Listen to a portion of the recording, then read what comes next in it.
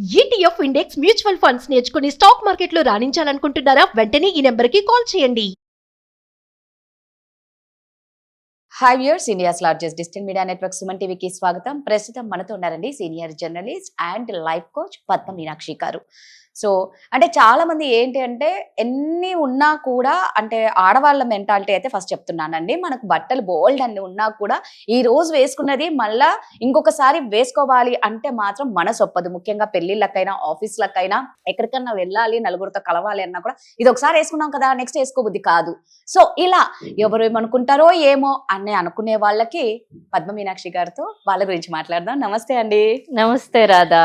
So Padma గారు already మీరు super గా చెప్పేస్తారు.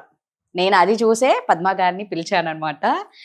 ఈ ఎవరో ఏమో అనుకుంటారు, ఎవరో ఏమో అనుకుంటారని అంటే మనం వేసుకునే డ్రెస్ కానీ, వేసుకునే చెప్పులు కానీ, మన చేతిలో మొబైల్ కానీ, హ్యాండ్ బ్యాగ్ కానీ ఏవైనా సరే మనం ఎలా అంటే మనకు ఒక స్టేటస్ చూపిస్తుంది అనేది చాలా మందికి ఉంటుంది. ఇది వేసుకోకపోతే వాళ్ళు ఏమనుకుంటారు, లేకపోతే ఇది ఒకసారి వేసుకున్నారు రెండోసారి వేసుకుంటే వాళ్ళు ఏమనుకుంటారు, వాళ్ళు ఏం కొట్టరు తిట్టరు, బట్ ఆ మైండ్ సెట్ తో ముందుకు వెళ్ళలేకపోయే వాళ్ళు చాలా మంది ఉన్నారు. ఏమంటారు? కరెక్టే. ఈ మధ్య నేను ఒక రీల్ కూడా చేశాను. ఇది ఎందుకు వచ్చిందంటే పూర్వం అసలు ఇండియాలో ఈ కల్చర్ లేదు. మనదంతా కూడా సస్టైనబుల్ కల్చర్. మీరు యాన్షియంట్ ఏజ్ కానీ ఏదైనా చూసుకుంటే మన అమ్మ వదిలేయండి, అమ్మమ్మ జనరేషన్లో పట్టు చీరలు అంటే కొన్ని అకేషన్స్కి మాత్రమే కొనేవారు.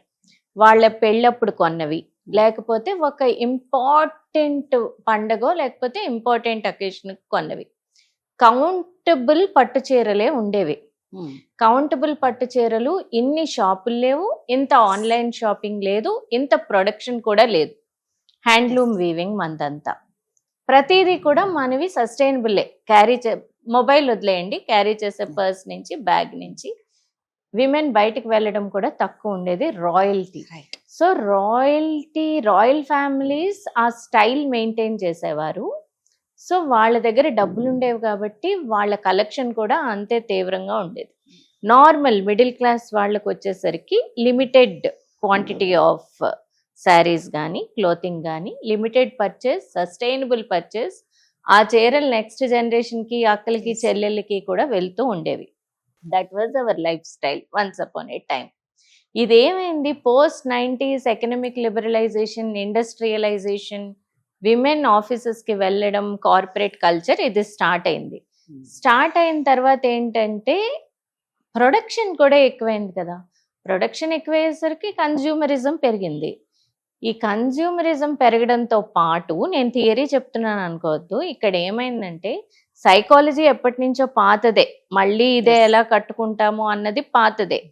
విమెన్కి ఎప్పుడు కూడా రకరకాలుగా అలంకరించుకోవాలని, తయారవ్వాలని, వాళ్ళని ఒకరు ప్రశంసించాలని, ఇవన్నీ కూడా మనకి ఇంట్రెన్సిక్గా అమ్మాయిలకు ఉంటుంది అది.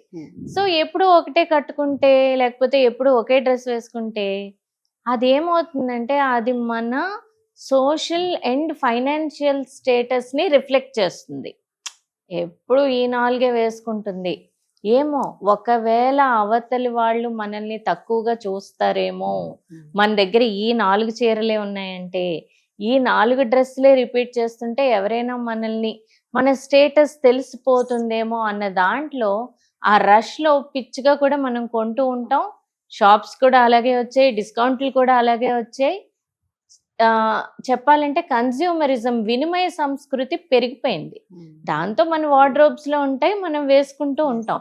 ఎక్కువ ఉన్నప్పుడు వేసుకుంటే తప్పేమీ లేదు, ప్రాబ్లం లేదు. కానీ ఎప్పుడైతే మనం ఎవరేం అనుకుంటారు అని వేసుకోవడం మొదలు పెడతామో అది ప్రెషర్ క్రియేట్ చేస్తుంది. కరెక్ట్. ఎందుకంటే అమ్మో ఈ పెళ్ళికి మనం ఈ చీర కట్టేసుకున్నాం, మొన్న పేరెంటానికి ఇదే చీర కట్టాం, మళ్ళీ ఇంకొకళ్ళే పిలుస్తారు, ఈ గ్రూప్ వేరు.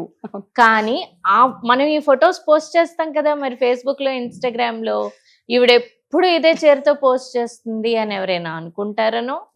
ఎక్కువ మనకి మనం ఇష్టపడి కట్టుకోవడం, పోస్ట్ చేయడం వేరు, ఎవరైనా ఏమైనా అనుకుంటారేమో అని రష్ షాపింగ్ చేయడం వేరు. ఈ రెండింటికి చాలా డిఫరెన్స్ ఉంది. రష్ షాపింగ్లో మనకి తెలియకుండానే మన వాల్యుబుల్ మనీ ఖర్చు పెట్టేస్తాం, అది అందరం చేస్తాం. నేను కూడా ఎప్పుడైనా చేస్తాను. ఎందుకంటే లేవు అని కాదు, ఇంకొకటి కొత్తగా కొందాం, ఇంకొకటి కొందాం, వెళ్తున్నాం కదా, ఏమైంది, ఓకే ఒక్కటే కదా అన్న దీంట్లో నేనేమంటానంటే ఈ బబుల్లోంచి బయటకు వచ్చేద్దాం. ఎవరేమనుకుంటారు, పదే ఉండని, నిన్నుగా యాక్సెప్ట్ చేసే మనుషుల దగ్గరికే వెళ్ళు. నీ చీర చూసి, నీ నగలు చూసి, లేకపోతే నీ ఐడెంటిటీ చూసి, ఓకే తిను బ్రాండెడ్ వాడుతోంది, మోచి వాడుతోంది, లేకపోతే ఇంకొక చెప్పులు వాడుతోంది, లేకపోతే ఈ చీర లేకపోతే సింగానియాస్లో కొన్నది, లేకపోతే ఎక్కడి నుంచో తెప్పించాం, లేకపోతే చెన్నై నల్లి సిల్క్స్ నుంచి తెప్పించాం, ఆ బ్రాండ్ ఏమి తగిలించుకుని వెళ్ళం కదా, అవును. టానియరాలో తెప్పించాము అని.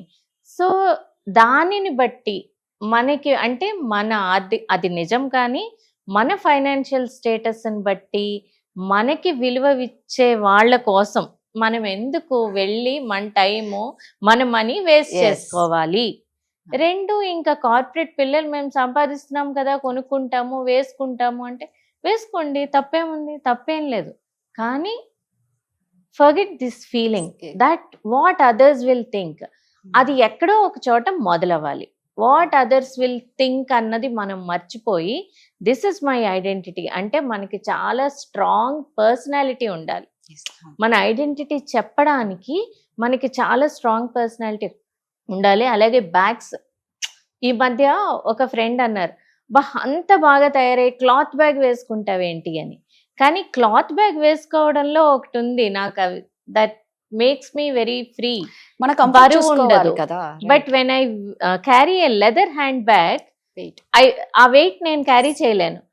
మొత్తం పర్సనాలిటీని డిస్మాంటిల్ చేసేస్తుంది అని. When you are wearing a nice costume, nice sandals, and you are carrying a cloth hand bag, your personality will be distorted అంది. కరెక్టే, we are not movie actors or actresses to impress somebody. We are not in the fashion industry. Look for your comfort. So don't imitate. ఒకటి నేను చెప్పేది, don't imitate others, do what makes you happy. నిన్ను ఏది హ్యాపీగా ఉంచుతుంది. Okay, నీకు leather hand bag carry చేయడం ఇష్టమా, మంచి కాస్ట్యూమ్ వేసుకోవడం ఇష్టమా, do it. And if you can afford it, do it. But వాళ్ళని చూసి నీకు ఇష్టం లేనిది ఇమిటేట్ చేయకు. నేనైతే that's my personality and that's what I tell my kids also, that don't imitate anybody. ఎవరేమనుకుంటారో అన్నది ముందు తీసేయండి. మీకేం కావాలి, మీరు దేంట్లో కంఫర్టబుల్గా ఉంటారు, డూ దట్. సూపర్. నిజంగా మీరు అన్నది 100%. మన కంఫర్ట్ని బట్టే మనం ఏదైనా చేయాలి.